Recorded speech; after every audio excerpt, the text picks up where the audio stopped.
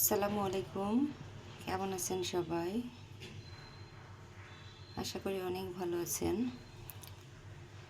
আজকে চলে আসছি, মাছ রান্না করব এখন সকাল সকাল উঠে, কারণ আজকে ছেলের কোচিং হচ্ছে 11:45 থেকে। তো স্কুল যেহেতু বন্ধ দিয়েছে কারণে,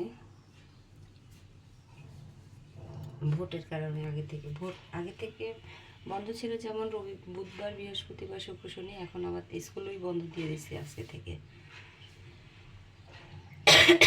তো স্কুলে যাওয়ার ঝামেলা নাই। এদিকে মাছটা ভেজুক, একটু সবজি কেটে নিই। সবজি বলতে আজকে রান্না করবো, টমেটো দিয়ে ভুনা করবো।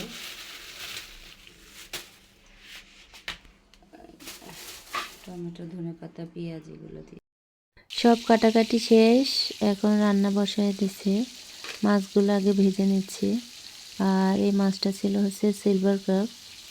তো এখান থেকে কিছু মাছ আর মাথা লেজ দিয়ে আলু ঘন্ট করছিলাম, আর এখন ভুনা করতেছি। আর সাথে কচু ঘাটি আছে, আমার বোনের বাসা থেকে কচু ঘন্ট করে পাঠাইছিল মাছ দিয়ে। তো এখন সেটাকে শুধু বের করে গরম করে নিলাম। এদিকে বিড়ালের রান্নাও শেষ, আমাদের সব কমপ্লিট। আজকে রান্না বান্না খুব তাড়াতাড়ি কমপ্লিট হয়েছে, কিন্তু খেতে খেতে খাচ্ছি আমি। ছেলেকে কোচিং করায় এসে আমার আর সহ্য হচ্ছে না, পেটে এত ক্ষুধা লাগছে। ছেলে কোচিংয়ে অবশ্য পিৎজা খাইছে, আর হচ্ছে বড় ছেলে তো খেয়েই বের হয়েছিল আমার সাথে, কিন্তু আমি আর খাওয়ার সময় পাই নাই কাজ করতে করতে। তো এখন কোচিং থেকে এসে আমি খেতে বসে গেলাম, আর ওরা নাকি এখন খাবে না, আরও পরে খাবে। আমার প্রচুর ক্ষুধা লাগছে, আমি কাপড়টাও চেঞ্জ করি নাই, শুধু হাত মুখ ধুয়ে বসে গেছি। রাস্তায় বাবারে বাবা, আজকে এত জ্যাম। এদিকে আমার বিড়ালগুলোকে ট্রিট খাওয়াচ্ছি আজকে, বেশ কয়েকদিন দেয় নাই। সে চপ চপ চপ চপ করে শব্দ করে খাচ্ছে।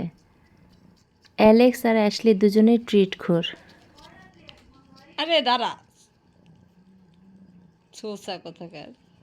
না, তুই বেশি খাতে পারিস নি। ওইটা পুরোটা দিয়ে করে চিপে দাও, চিপে দিছি পুরো। আরও দাও।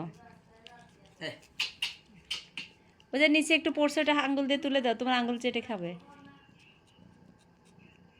আর এটা উঠতে উঠতে তো পুরো আমার শরীর বায়ে বায়ে উঠতেছে। গতকালকে গোসল করাইছি, আজকে হচ্ছে করতেছে, আঁচড়াই দিচ্ছে, কারণ আমাদের কালকে একটু দেরি হয়ে গেছিল, আর রাতের বেলা বাসায় এসে আশ্রয়ও নাই। তো যাই হোক, সারাদিন অনেক দৌড়ঝাঁপ পারছি আজকে, অনেক দৌড়াদৌড়ি করলাম, রান্না করলাম, বাসার কাজ করলাম, বিড়ালের যত্ন নিলাম।